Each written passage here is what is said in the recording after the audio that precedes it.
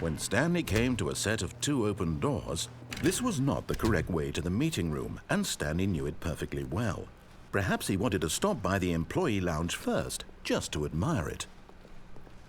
Standing now in this incredible room, but eager to get back to business, Stanley took the first open door on his left. Stanley was so bad at following directions, it's incredible he wasn't fired years ago. Look, Stanley, I think perhaps we've gotten off on the wrong foot here. I'm not your enemy, really, I'm not. I realize that investing your trust in someone else can be difficult, but the fact is that the story has been about nothing but you all this time. There's someone you've been neglecting, Stanley. Someone you've forgotten about. Please, stop trying to make every decision by yourself. Now, I'm not asking for me, I'm asking for her.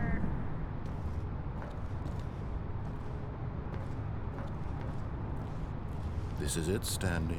Your chance to redeem yourself, to put your work aside, to let her back into your life. She's been waiting.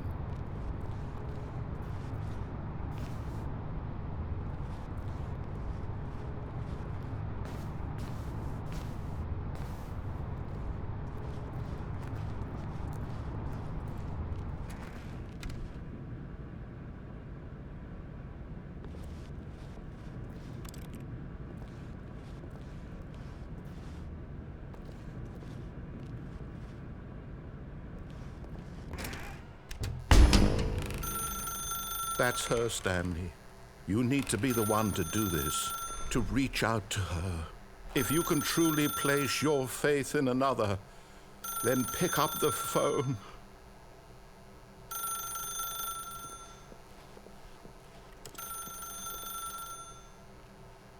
As Stanley picked up the phone, a white light engulfed him, filling him not just with radiance, but with hope. Hope for a life reunited one... Wait. Oh, goodness. Stanley, did you just unplug the phone? No, that wasn't supposed to be a choice. How did you do that? You actually chose incorrectly. I didn't even know that was possible. Let me double check. No, it's definitely here, clear as day. Stanley picks up the phone. He's taken to his apartment where he finds his wife, and the two pledge themselves to one another. Music comes in, fade to white, roll credits. Not picking up the phone is actually somehow an incorrect course of action. How is that even possible? None of these decisions were supposed to mean anything. I don't understand. How on earth are you making meaningful choices? What did you... Wait a second. Did I just see... No, that's not possible. I can't believe it. How had I not noticed it sooner? You're not Stanley. You're a real person. I can't believe I was so mistaken. This is why you've been able to make correct and incorrect choices. And to think I've been letting you run around in this game for so long. If you'd made any more wrong choices, you might have negated it entirely. It's as though you completely ignored even the most basic safety protocol for real-world decision-making. Or did you not grasp the severity of the situation? Well, I won't have that kind of risk on my watch. I'm going to stop the game for a moment so we can educate you properly on safe decision-making in the real world. Please observe this helpful instructional video. Choice. It's the best part of being a real person, but if used incorrectly can also be the most dangerous. For example, in this scenario, a hypothetical real person named Stephen has a choice. He could spend years helping improve the quality of life for citizens of impoverished third world nations. Or he could systematically set fire to every orphan living in a 30-kilometer radius of his house. Which choice would you make? Remember that unlike here, the real world makes sense, and at no time should you make a choice that does not conform to rational logic. If you find yourself speaking with a person who does not make sense, in all likelihood, that person is not real. Allow the person to finish their thought, then provide an excuse why you cannot continue talking. Turn to a partner and practice saying, "My goodness, is it 4:30? I'm supposed to be having a back, sack, and crack."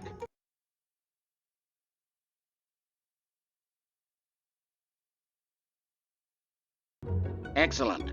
Making choices on a regular basis is the best part to a healthy decision-making process. Most medical professionals recommend making at least 8 choices per day. Do you make more than 8? Less? And finally, if you begin to wonder if your choices are actually meaningful and whether you'll ever make a significant contribution to the world, just remember that in the vast infiniteness of space, your thoughts and problems are materially insignificant, and the feeling should subside. At this time, your instructor will guide you in an exercise to test and reinforce the material covered in this video. Welcome back. You may have noticed that this room has begun to deteriorate as a result of narrative contradiction. But not to worry. Now that you're properly informed on good decision-making, we're going to revisit a choice you made just a few minutes ago and see what the correct thing to do would have been. This way, please.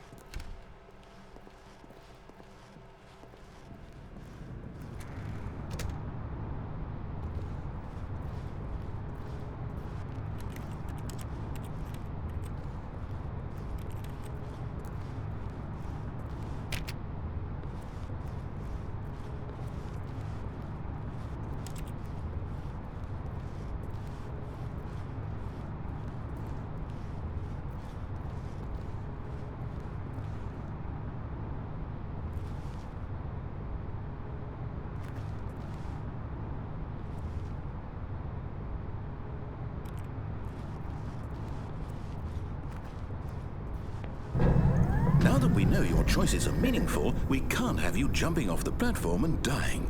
Imagine the main character dying senselessly halfway through the story. That story would make no sense at all.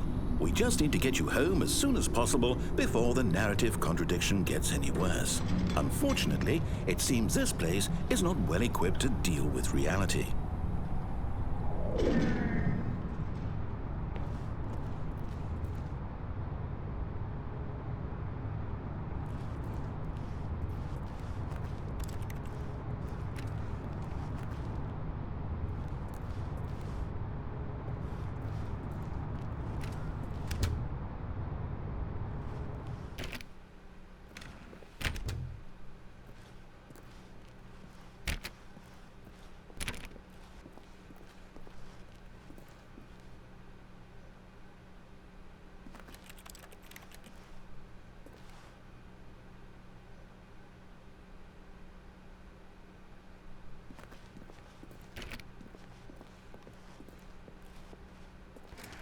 Almost there. You'll take the door on the left, back to the correct ending, the story will have resolution once again, and you'll be home free in the real world.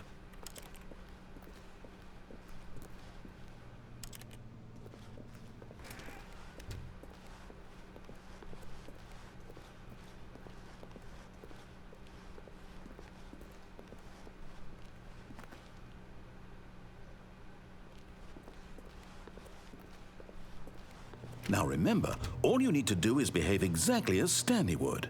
That means choosing responsibly and always putting the story first. I'm quite sure you'll be up to the task. Just follow my lead and you'll be fine. All right. When Stanley came to a set of 2 open doors, he entered the door on his left.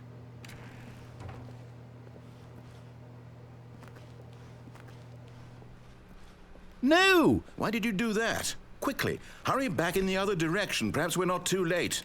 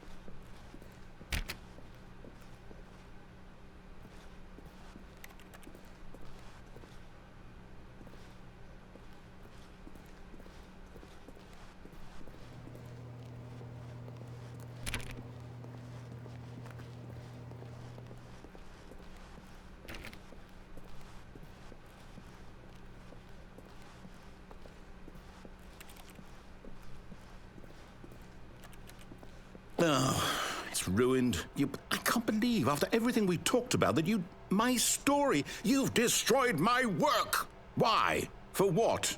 What did you get out of that? What did you think was so special about seeing the game undone, left here like so much garbage? It's worthless now. And what am I supposed to do? Even if there were a way to continue, would it be worth it? To know that my story is now incorrect? How can I go back to that? I can't erase that knowledge. I'll have to live with it forever, reliving its impossibility forever. I couldn't live that way. Is it better to shut the game down entirely? To willingly destroy all of my work? I don't know. What's the answer? What do I do? What do I do? What do I... No, I have to. I have to shut the game down. I have to. I have to.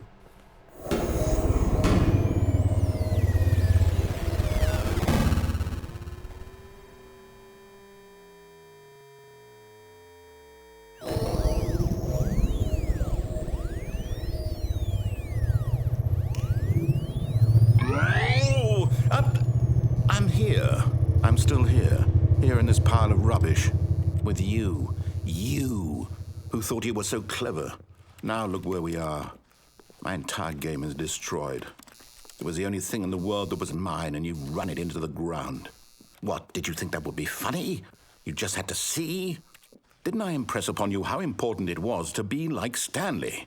He actually knows how to do what I tell him to. He understands that if I say to do something, there's a damn good reason for it.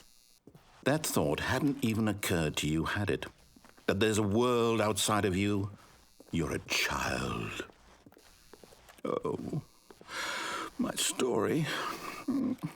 If you'd just gone through the door on the left, you would have seen it. There was a whole underground facility. You would have destroyed it and been victorious. It would have been so perfect. I worked so hard on it. I tried so hard. Behave exactly as Stanley would.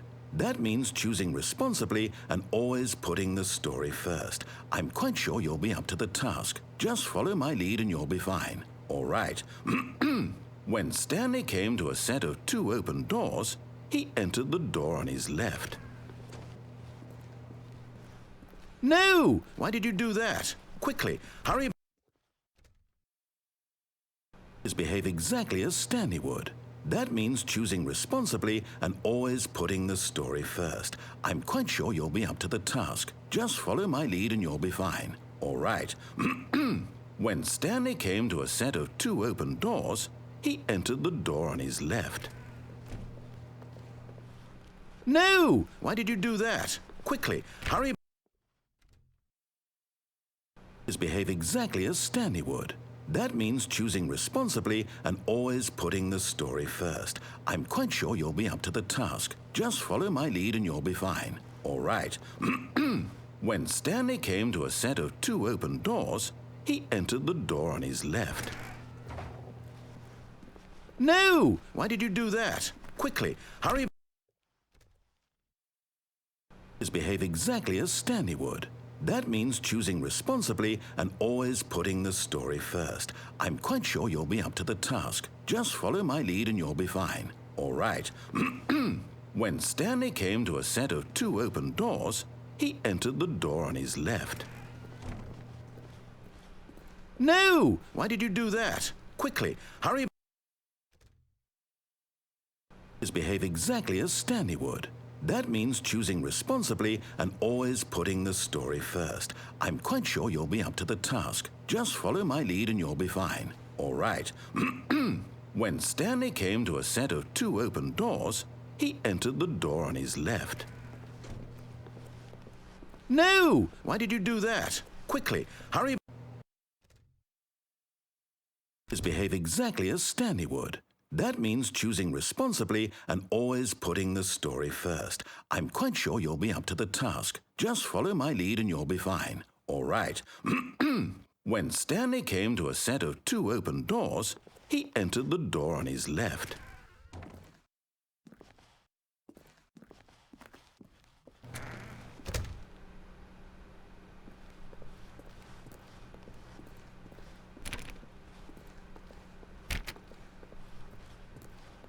Yet there was not a single person here either.